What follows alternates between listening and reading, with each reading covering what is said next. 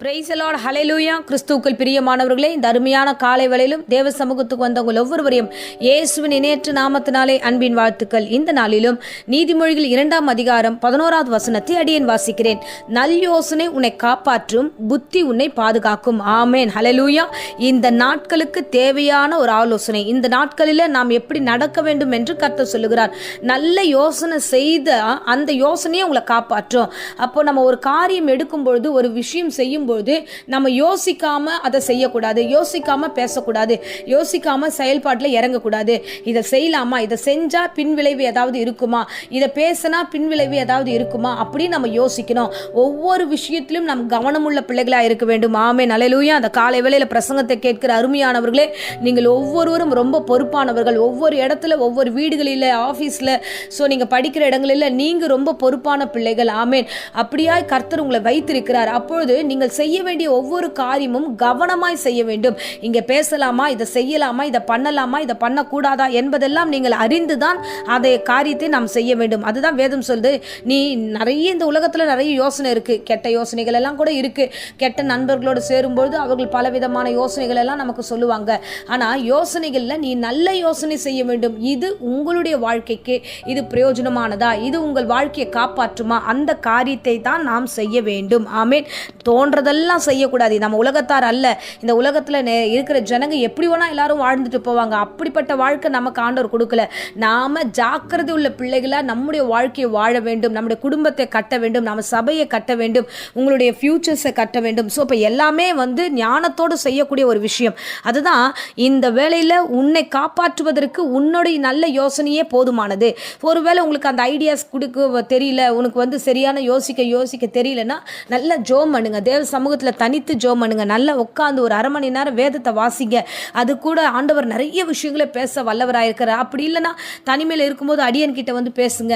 நான் இந்த மாதிரி பண்ணலாம்னு நினைக்கிறேன், இது கரெக்டாக தப்பான்னு சில ஆலோசனைகளை நீங்கள் கேட்கறது தப்பு கிடையாது. ஸோ நல்ல யோசனைகள் உங்களுக்கு தேவைப்படும் என்றால், ஹல்லேலூயா, அருமையானவர்களே, நல்ல யோசனை செய்யுங்க. புத்தி உன்னை காப்பாற்றும். ஆமென், ஹல்லேலூயா. ஸோ கர்த்தர் நமக்கு ஞானத்தை தருகிறாரு. யார்கிட்ட எங்கே போகணும், வரணும், பேசணும் என்ற எல்லா ஞானத்தையும் கொடுக்குறாரு. புத்தியானது நம்ம செலவு பண்ணுகிறது. சரியான நேரத்தில் சரியான விஷயத்தை நாம் செய்யக்கூடியது தான் புத்தி. ஆமென். அந்த புத்தி உன்னை பாதுகாக்கும் என்று வேதம் சொல்கிறது. ஹல்லேலூயா. நம்ம வேதத்தில் ஒரு சில காரியங்களை நம்ம பார்க்கிறோம். பாருங்க, இஸ்ரவேல் ஜனங்களுக்கு விரோதமாக கானானியர்லேருந்து பார்த்தீங்கன்னா சிசரா என்ற ஒரு சேனாதிபதி கிளம்பி வருகிறான்.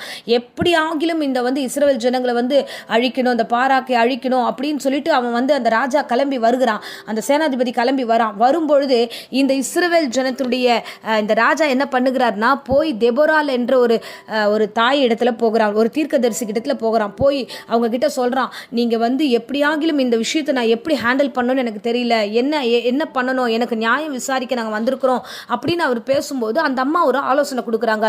இல்லை, இந்த நேரத்தில் நீங்கள் எல்லாம் இப்படி போனீங்கன்னா கர்த்தர் உங்கள் கையில் இதை ஒப்பு கொடுப்பாரு, நீ பயப்படாம போ, கர்த்தர் பெரிய காரியத்தை உங்களுக்கு செய்வார்னு அந்த அம்மா தீர்க்கதரிசி ஆலோசனை கொடுக்குறாங்க. அந்த ஆலோசனைகளை பெற்றுக்கொண்டவன் போல என்ன தெரியுமா சொல்லுகிறான், அதுக்கப்புறம் இல்லை நீங்கள் கூட வாங்க, நீங்கள் கூட வந்தீங்கன்னா, ஏன்னா அவன் ஒரு இடத்துல தடுமாறுறான்.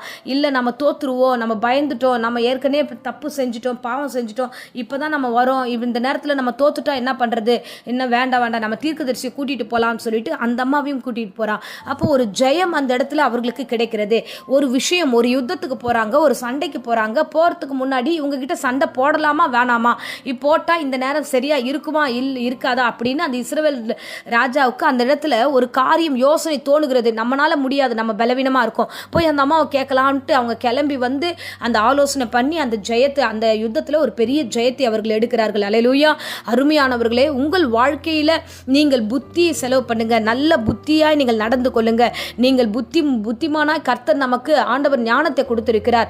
எங்கே பேசணும், என்ன செய்யணும், எங்கே போகணும், என்ன வரணும் என்ற எல்லா புத்தியும் கர்த்தர் கொடுத்திருக்கிறார். ஒரு ஆஃபீஸை துவங்குறோமா, அதை நேர்த்தியாக எப்படி செய்ய வேண்டும் என்பதையும் கர்த்தர் உங்களுக்கு புத்தியை தருவார். ஒரு திருமண காரியமா, ஒரு நல்ல விசேஷமான காரியமா, அதை எப்படி நடத்த வேண்டும் என்ற அறிவும் ஞானத்தையும் கர்த்தர் உங்களுக்கு தருவார்.